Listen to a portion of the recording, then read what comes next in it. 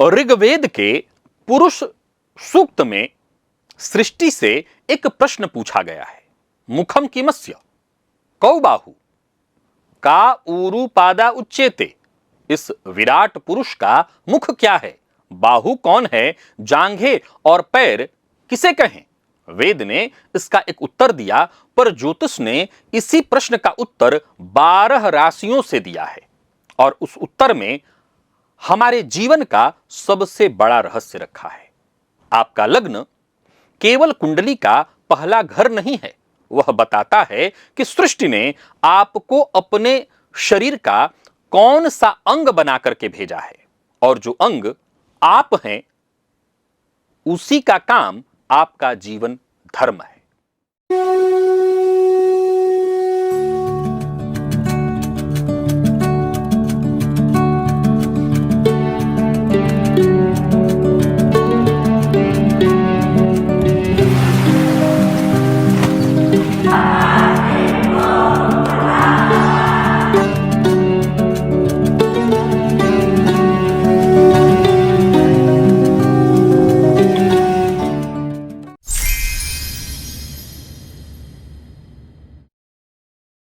नमस्कार प्रिय दर्शकों, आज एक बेहद अद्भुत चर्चा लेकर के मैं आप सबके सम्मुख उपस्थित हुआ हूं। शास्त्र कहता है कि समय निराकार नहीं है, समय का भी एक शरीर है और उस शरीर का नाम है काल पुरुष।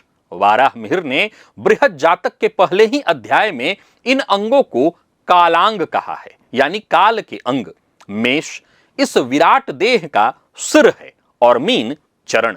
बीच की जो 10 राशियां हैं ऊपर से नीचे क्रम से अंग बनती जाती हैं। यह कोई कवि की कल्पना नहीं, ज्योतिष के व्यवहार का आधार सूत्र है। रोग विचार से लेकर के अंग लक्षण तक सब इसी नक्शे पर चलते हैं।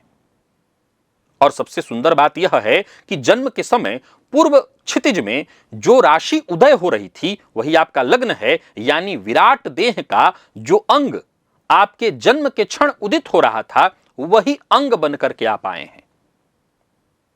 पर यहीं रुकिए, क्योंकि देह पूरी बात नहीं है। शरीर तो जड़ है, उसमें चेतना कौन है। वाराहमिहिर इसका उत्तर अगले ही अध्याय में देते हैं। कालात्मा दिनकृत, सूर्य इस काल पुरुष की आत्मा है, चंद्रमा मन है, मंगल बल और साहस है, बुध वाणी गुरु ज्ञान और सुख, शुक्र काम और शनि दुख, यानी राशियां काल पुरुष की देह हैं, ग्रह उसकी चेतना। अब इन दोनों को मिलाइए और कुंडली पढ़ने का एक नया द्वार खोलिए। आपका लग्न बताता है कि आप विराट पुरुष का कौन सा अंग है, और लग्न स्वामी जहां बैठा है वह बताता है कि उस अंग की चेतना किस दिशा में लगी है। प्रिय दर्शकों, मैं पुनः दोहरा रहा हूं कि यह केवल एक कोई गद्य नहीं जो मैं पढ़ के आपको बता रहा हूं, आप बस सुन करके इसको हटा दीजिए। इस विषय को समझने का प्रयत्न करिए। अगर आपकी ज्योतिष में तनिक भी रुचि है, इसको समझिए। अगर इसे आप औरों पर नहीं समझना चाहते तो खुद पर समझिए, आपको बहुत कुछ पता चलेगा। समझिए, मेष लग्न वाला सिर है और उसके स्वामी मंगल मान लीजिए यदि कुंडली के 10वें भाव में बैठे हैं तो उस सिर का पूरा बल कर्म क्षेत्र में लगा है। अंग वही, पर हर जातक की दिशा अलग। अब एक एक अंग सुनिए और साथ में उसका धर्म समझिए। जैसे मेष सिर है, सिर शरीर में सबसे ऊपर है और सबसे आगे भी। जन्म के समय भी बालक का सिर ही पहले आता है और राशियों में भी मेष ही पहले आता है। सो मेष लग्न वालों का जीवन धर्म क्या है? आरंभ करना, दिशा देना, वह जोखिम उठाना जो बाकी पीछे चली आ रही राशियां नहीं उठाती हैं। इसका मतलब समझ रहे हैं आप? काल पुरुष के सिर के रूप में आप आए हैं और इस पूरी सृष्टि में आपको कुछ नया नहीं पाना है। जैसे आमतौर पर क्या कहा जाता है, इसको बहुत गहराई से समझिए क्योंकि सारा खेल इसी में छुपा हुआ है कि पेशेंस की कमी है आपके अंदर, पेशेंस की कमी है आपके, आपको पेशेंस सीखना है। आज का विषय सुनिए पूरा, आपको समझ में आ जाएगा कि आपको क्या सीखना है। वृषभ मुख है और मुख से दो ही काम होते हैं, बोलना और पोषण लेना, खाना। इसलिए वृष लग्न का धर्म है वाणी को मीठा रखना, परिवार का पोषण जुटाना। काल पुरुष की कुंडली में वृषभ दूसरी राशि है और दूसरा भाव भी धन वाणी कुटुंब का है। अंग और भाव एक ही बात कहते हैं। मिथुन कंधे और बाहु का है, दो हाथ जो लेते भी हैं और देते भी। इसलिए मिथुन लग्न का धर्म है जोड़ना, दो पक्षों के बीच पुल बनाना, कौशल से काम करना, संदेश पहुंचाना। कर्क हृदय है। हृदय की एक ही विशेषता है कि वह किसी अंग को मना नहीं करता, सबको रक्त पहुंचाता है बिना यह पूछे कि तुम मेरे कितने काम आते हो। ध्यान से सुनिएगा, यही कर्क लग्न का धर्म है। पालना, सींचना, अपनों को बिना शर्त संभालना। सिंह उदर है यानी पेट, जहां जठराग्नि रहती है। पेट का काम है जो मिले उसे पचाकर शरीर को बल देना। इसीलिए सिंह लग्न का धर्म है धारण करना, कच्चे को पका हुआ बनाना और वह केंद्र बनाना जिससे सबको शक्ति मिले। राजा का असली काम भी यही है। कन्या कटी और यानी कमर और आंत का क्षेत्र है और आंत का काम संसार का सबसे बड़ा विवेक है। क्या? सार को रखना, व्यर्थ को निकालना। सो कन्या लग्न का धर्म क्या है? छानना, विश्लेषण करना, शुद्धि, सेवा और हर काम में से दोष अलग कर देना। तुला बस्ती है नाभि के नीचे का वह भाग जहां शरीर का भार सधता है। ध्यान से समझिए, तुला 12 राशियों के चक्र का ठीक मध्य है, 7वीं राशि, और शरीर में यही स्थान ऊपर और नीचे का मध्य बिंदु है।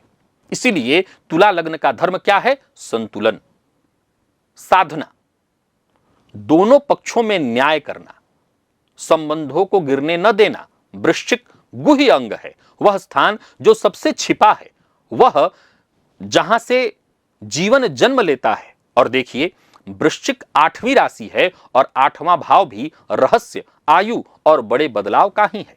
सो वृश्चिक लग्न का धर्म है गहराई, छिपे हुए को समझना, संकट में से नया जन्म निकालना। धनु जांघें हैं, शरीर की सबसे बड़ी और बलवान मांसपेशी जो लंबी यात्रा कराती हैं। इसलिए धनु लग्न का धर्म है आगे से चलना या आगे ले चलना। ज्ञान की, धर्म की, उद्देश्य की यात्रा अकेले नहीं, सबको साथ लेकर। मकर घुटना है, पूरे पैर में झुकना केवल घुटना जानता है और बिना घुटना मोड़े एक सीढ़ी भी नहीं चढ़ी जा सकती। यही मकर लग्न का धर्म है, झुककर चढ़ना यानी अनुशासन, धैर्य और श्रम से ऊंचाई पाना, छलांग से नहीं। कुंभ पिंडलियां हैं और आधुनिक शरीर विज्ञान पिंडली को दूसरा हृदय कहता है क्योंकि वही नीचे उतरे रक्त को ऊपर लौटाती है। चलने का सारा श्रम पिंडली करती है पर श्रेय कभी नहीं मांगती। सो कुंभ लग्न का धर्म है लोक के लिए खड़ा रहना, लोक समाज, नीचे वालों को ऊपर पहुंचाना बिना नाम की सेवा। और मीन चरण, पैर, पूरा शरीर पैरों पर टिका है पर पैर सबसे नीचे रहते हैं। और सोचिए, पूजा पूरे शरीर में केवल चरणों की ही होती है। हम किसी का सिर नहीं छूते, चरण छूते हैं। इसीलिए मीन का धर्म है समर्पण, सबका भार उठाना, सबके नीचे रहकर सबसे वंदनीय हो जाना। मीन अंतिम राशि है, मोक्ष की राशि, और यह उसका अर्थ है। अब इसकी वह परत जो अभ्यास ज्योतिष में रुचि लेते हैं, समझते हैं, उनके लिए बहुत जरूरी है। प्रिय दर्शकों, शास्त्र में एक नहीं 3 नक्शे कुंडली फलादेश में चलते हैं। पहला, काल पुरुष की देह राशियों से, मेष सिर से मीन चरण तक। दूसरा, जातक का अपना देह भाव से। लग्न को क्या कहते हैं? तनु। लग्न को तनु कहते हैं, इसी से लेकर के 12वें भाव तक।